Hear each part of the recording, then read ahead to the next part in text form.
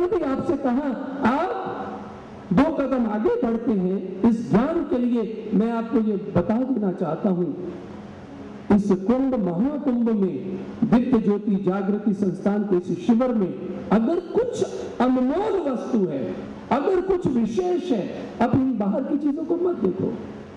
बहुत लोग जिस दिन से यहाँ आए, लोग आते हैं, बड़ी प्रशंसा करते हैं, जी आप प्रचार बहुत कर रहे हो, आप ये है बड़ा अच्छा, आपका डिसिप्लिन बहुत अच्छा, प्लान है, ये है वो है। ये बातें बहुत महत्वपूर्ण नहीं है।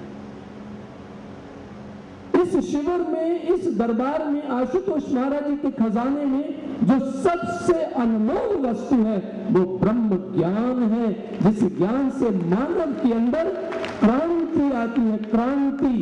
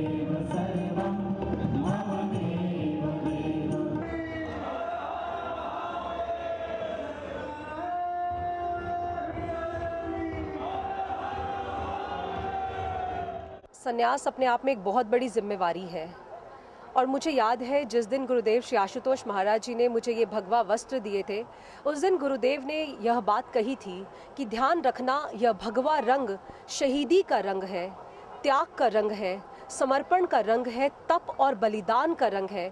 इसीलिए स्वयं से पहले सदा समाज को प्राथमिकता देना, समाज तुम्हारी प्रायोरिटी है, अपने सेल्फ इंटरेस्ट को त्याग दो और समाज के लिए खड़े होना है, तुम्हें समाज के लिए आगे बढ़ना है। और आज भी गुरुदेव श्री आशुतोष महाराज जी के यह शब्द, उनका यह श्रेष्ठ मार्गदर्शन कानों में सदैव गूंजता रहता है और इसी उद्देश्य से सिंहस्थ महाकुंभ में आए हैं कि दुनिया तक, पूरे विश्व तक धर्म का सही रूप लेकर जाया जाए, पूरे विश्व को धर्म के वास्तविक रूप से परिचित करवाया जाए। उनका जो धर्म का संदेश है, ब्रह्म ज्ञान का संदेश है, वो जन जन तक पहुंचाया जाए ताकि सभी इस आध्यात्म लाभ को जीवन में प्राप्त कर पाएं। क्योंकि गुरुदेव श्री आशुतोष महाराज जी का विशाल दृष्टिकोण है आत्मिक जागृति से विश्व शांति तक, और हर व्यक्ति यहाँ पर आत्मिक स्तर से जागृत है। जब आप आत्मा के स्तर पर जागृत हो जाते हो तो आपके अंदर विवेक भी जागृत होता है, और जब आपके अंदर विवेक जागृत होता है, निस्वार्थ भावनाएं आपके अंदर पनपने लगती हैं समाज के लिए।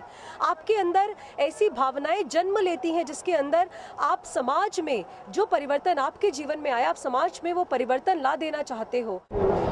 सफल सिंहस्थ की कामना के लिए तो मैं यहाँ के सबसे वरिष्ठ, सबसे महान ऐसे महाकाल बाबा बैठे हुए हैं, उन्हीं के चरणों में मैं ये प्रार्थना करूँगा कि भारत अपने आप को आने वाले विश्व गुरु के स्थान पर स्थापित करने के लिए तैयार कर सके। इसके लिए यह सिंहस्थ हमारा अपना एक आधारभूत संरचना का यह मार्गदर्शन का यह काम करेगा, ऐसा हम लोग कह सकते हैं आज के समय में। यहाँ आने के बाद में लगा कि वास्तव में इस ढंग के संस्थान ही काम करना चाहिए जो कि प्रत्यक्ष में समाज को व्यवहारिक रूप से पूरा जीवन, यानी विचार ही नहीं, जीवन दर्शन देते व्यवहारिक रूप से। और वह केवल प्रवचन नहीं, सारा व्यवहार, खुला व्यवहार देखने को मिला।